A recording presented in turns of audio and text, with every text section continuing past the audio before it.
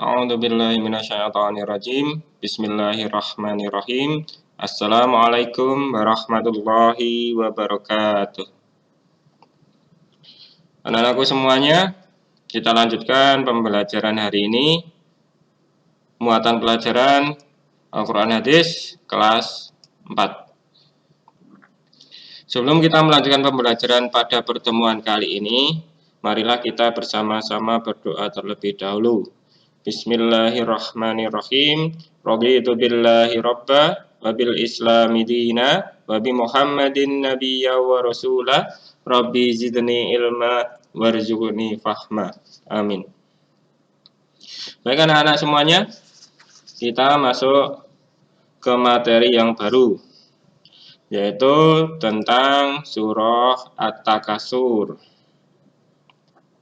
Surah At-Takasur termasuk surah Makkiyah. Kemudian surah At-Takasur diturunkan di Mekah. Terdiri dari 8 ayat. Surah At-Takasur urutan dalam Al-Quran yaitu surah yang ke-102. Kata At-Takasur ini artinya adalah bermegah-megahan. Kemudian untuk asbabun nuzul ataupun penyebab turunnya surah At-Takasur ini berkenaan dengan Bani Haris dan Bani Harisah yang saling menyombongkan diri dengan kekayaan dan keturunannya. Karena mereka menyombongkan diri, akhirnya Allah memberikan peringatan melalui surah At-Takasur ini. Kemudian kita akan membahas ataupun kita akan membaca lafadz dari surah At-Takasur itu sendiri. Tadi sudah Pak Guru sampaikan, surah At-Takasur terdiri dari 8 ayat. Baik anak-anak semuanya, marilah kita mencoba melafalkan surah At-Takasur ini. A'udzubillahi minasyaitonirrajim. Bismillahirrahmanirrahim. Alhaakumut takasur hatta zurtumul maqabir. Kalla sawfa ta'lamun. Thumma kalla sawfa ta'lamun.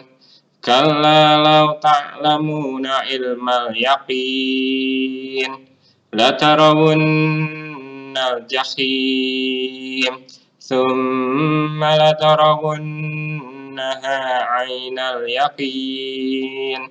Thumma latus'alunna yawma idzin 'anin na'im. Begitu lafaz dari surah At-Takasur. Bagaimana dengan artinya? Marilah kita mengartikannya bersama-sama sambil melafazkannya ayat per ayat, biar kita semakin tahu tentang lafaz surah At-Takasur ini. Ayat yang pertama, Alhaakumut takasur. Ingat di lafaz takasur, sur di sini jangan dipanjangkan karena tidak ada tanda panjang di sini. Alhaakumut takasur artinya bermegah-megahan telah melalaikan kamu. Tadi di awal sudah Pak Guru sampaikan bahwasanya berkenaan dengan Bani Haris dan Bani Harisah yang mereka menyombongkan diri dengan kekayaan dan keturunannya. Kekayaan dan keturunannya itu ternyata melalaikan manusia untuk mengingat Allah, untuk taat kepada Allah Subhanahu wa Ta'ala. Kemudian ayat kedua, hatta zurtumul maqabir. Ayat kedua, sampai kamu masuk ke dalam kubur. Maksudnya apa? Bahwa bermegah-megahan itu akan terus menimpa manusia hingga ajal menjemputnya. Dan harta yang dia milikinya, yang dia megah-megahkan di dunia itu tidak akan bisa membantu mereka di alam kubur kecuali harta kekayaan mereka itu dinafkahkan di jalan Allah, disedekahkan untuk menolong orang lain dan sebagainya, agar pahalanya bisa untuk untuk membantu kita ketika di alam kubur nanti, karena akan ditanyai. Kemudian ayat yang ketiga, kalla saufa ta'lamun. Artinya, sekali-kali tidak, kelak kamu akan mengetahui akibat perbuatanmu itu. Jadi mereka nanti, orang-orang kafir yang tidak percaya dengan ayat ini sebagai peringatan bagi mereka agar mereka tahu akibat yang akan mereka timbulkan dari bermegah-megahan tersebut. Kemudian ayat keempat, summa kalla saufa ta'lamun. Artinya, kemudian sekali-kali tidak, kelak kamu akan mengetahui. Ini diulangi lagi, menegaskan kepada orang-orang beriman bahwa kelak mereka juga akan mengetahui akibat dari ketidaktaatannya terhadap perintah Allah Subhanahu wa taala.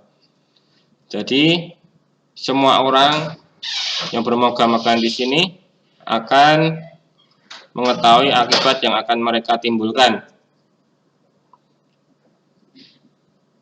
Kemudian yang kelima, kalla law ta'lamuna ilmal yaqin.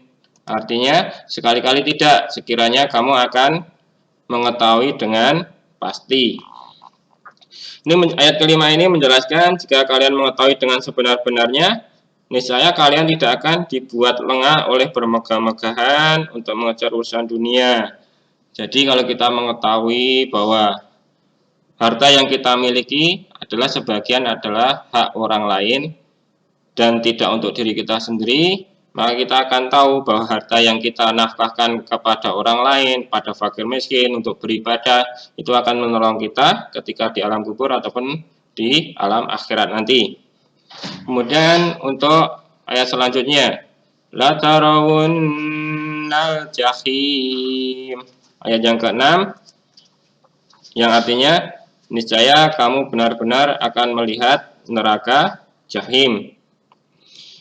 Dan nantinya ancaman ayat ketiga dan keempat bahwa mereka benar-benar akan melihat neraka jahim ini berkenaan dengan peringatan Allah pada ayat-ayat sebelumnya bahwa mereka nanti akan mendapatkan neraka jahim.